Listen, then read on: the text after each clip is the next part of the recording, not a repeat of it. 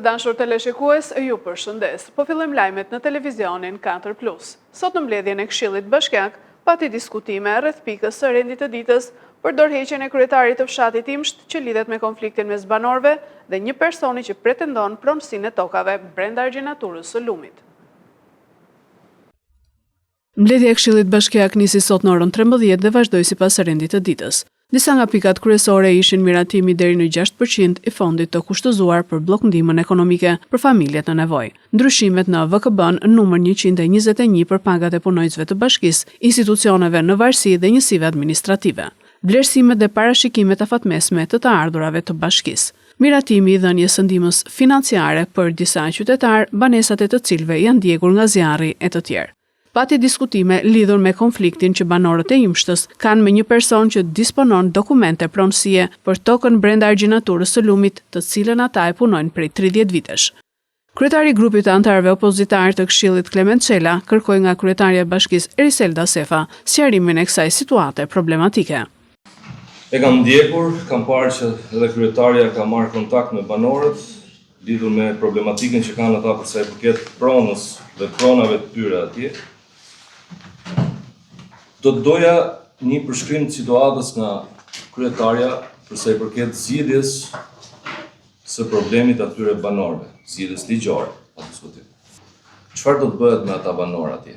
Bëhet fjalë për një tokë e cila me sa më shtën dhe me sa kam parë kalim të ligjin, sipas edhe tyre po bëhet një padrejtësi. Banorët dhe në takimin që unë kisha me ta, pretendojnë që zotrinjt i kanë të falsifikuara dokumentat, për të cilën ata pretendojnë që ka një kallëzim penal nga ana e deputetit që ka mbuluar zonën në atë periudhë, Erion Braçe, dhe po vazhdohet një procedurë hetimore nga ana e prokurorisë Fier për të parë nëse dokumentat e pronësisë apo historiku i marrjes së certifikatës së pronësisë është e rregullt apo jo. Ndërkohë dhe ne nga ana jonë për të marrë një informacion të qartë për qytetarët, jemi drejtuar hipotekës me një kërkesë për të na vënë në dispozicion procedurat me aq sa na lejojnë ligji që hipotekat na informoj për historikun e kësaj prone. Gjithashtu u diskutua jashtë rendit të ditës puna për lirimin e hapësirave publike. Si po vazhdojnë punët për hapësirat e publike, për lirimin e hapësirave publike? Të djemë. Po ndërhyet fillimisht në zonat që ne po investojmë dhe më pas në zonat që kemi pas ankesa në portalin hapësira publike. Në fund të mbledhjes u miratuan të gjitha pikat e rendit të ditës. Kryeministri Edi Rama mblodhi sot grupin parlamentar të Partisë Socialiste në lidhje me kërkesën e SPAK për heqjen e imunitetit të zëvendës kryeministres Balluku.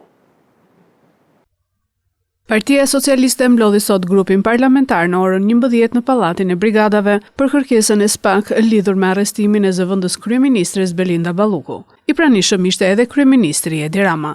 Kryeministri Rama në fjalën e tij deklaroi se sot Shqipëria ndodhet në udhkryq pavarësisht rritjes ekonomike dhe rrezikon të mbesë në vend numero, duke humbur mundësitë më të mëdha që ka pasur drejt BE-s. Prandaj kërkohet një adresim i vendosur dhe disiplinë nga ana e deputetëve dhe ministrave. Për hir të vërtetës, unë besoj që duhet të shohim së bashku se jemi në një udhkryq të ri. Ndërkohë që ekonomia vazhdon të ecë me ritmet e parashikuara, duke afirmuar një rritje të qëndrueshme e cila për nga kohëzgjatja e saj në harkun e këtyre 35 viteve është e pakrahasueshme me asnjë periudhë të mëparshme. Udhkryqi ku ne ndodhemi sot paraqet sipas meje disa rreziqe, të cilat kërkojnë një kuptim të drejtë, një adresim të vendosur dhe një disiplinë të fortë nga ana jonë. Kryeministri më pas ju drejtua me tone të ashpra GKK-s dhe SPAK-ut për vendimin për pezullimin e zëvendës kryeministres Belinda Balluku nga detyra, duke theksuar se pezullimi i saj ishte ndërhyrje brutale në pushtetin ekzekutiv. Kjo parti kjo shumicë qeverisë i hyri detit në këmbë. Dhe pas 100 e kusur vjetësh shtet shqiptar, ne i dham pavarësinë reale pushtetit gjyqësor. Prandaj dhe unë, që e kam udhëhequr kokëforcisht partinë dhe këtë shumicë në rrugën e përpjet për pavarësimin e gjyqësorit, nuk bëhem kur pishman. Pavarësisht lloj-lloj bombash artizanale që kurdisen nga lloj-lloj prokurorësh e gjykatësish, lart e poshtë nëpër Shqipëri, të cilët shija e pavarësisë reale i deh. U mjegullon arsyen, u erson syt dhe i nis në drejtime që të cënojnë pavarësinë e pushteteve tjera. Sa i përket akuzave në lidhje me rrëshqitjen e dherave dhe problemet me bllokimin e akseve rrugore, ai tha se kjo është për shkak të fenomeneve natyrore, duke theksuar se nuk është vetëm problemi i vendit ton, por edhe i shteteve të tjera. Në Fier ka humbur sot jetën një shtetas gjerman sipas policisë për shkaqe natyrale dhe ka ndodhur një aksident me pasoja të lehta në aksin rrugor Levan-Ferras. Një shtetas gjerman është gjetur i pajet në banesën e Marr me Qera në lagjen Kongresi Përmetit në Fier. Sipas burimeve paraprake policore, i moshuari rreth 80 vjeç, prej 3 ditësh nuk kishte kontakte me familjarët, të cilët alarmuar kanë njoftuar policinë. Shtetasi Detlef Fertig ndodhej në Fier prej 15 ditësh për turizëm dentar, por ka humbur jetën. Nga këshyrja paraprake e trupit i moshuari nuk ka shenja dhune, çka mendohet që vdekja mund të ketë qenë natyrale. Ndërkohë një aksident ka ndodhur mesditën e sotme në aksin rrugor Levan-Ferras. Një motomjet është përplasur me një automjet dhe si pasojë e përplasjes së fortë, drejtuesi motomjetit ka rënë për tokë me lëndime të lehta. Ai është transportuar me urgjencë drejt Spitalit Rajonal Fier, ku pasi ka marrë mjekimin e duhur është larguar. Në vendngjarje ka mbërritur menjëherë policia dhe grupi hetimor, të cilët po punojnë për zbardhjen e shkaqeve të këtij aksidenti.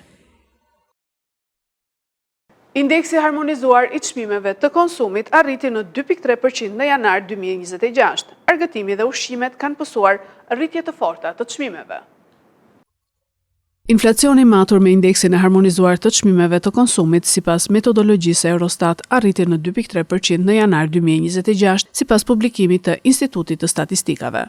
Krahasuar me muajin dhjetor, çmimet e konsumit u rritën me 0.6%, duke sinjalizuar një presion të moderuar mbi kostot e jetesës në fillim të vitit. Sipas të dhënave zyrtare, rritja më e madhe vjetore e çmimeve u regjistrua në grupin argëtim, sport dhe kulturë, me 9.8%, duke qenë kontribuesi kryesor në inflacionin e vitit. U ndikua kryesisht nga grupi argëtim, sport dhe kulturë, pasuar nga grupi qera, ujë, energji elektrike, gaz dhe karburante të tjera, si dhe grupi sigurime dhe shërbime financiare, restorante dhe shërbime akomodimi. Në nivele më të larta se mesatarja i qëndrojnë edhe kujdesi personal, mbrojtja sociale dhe mallra e shërbime të ndryshme me 3.7%, si dhe pije alkolike dhe duhan dhe sigurime dhe shërbime financiare me nga 3.1% secili.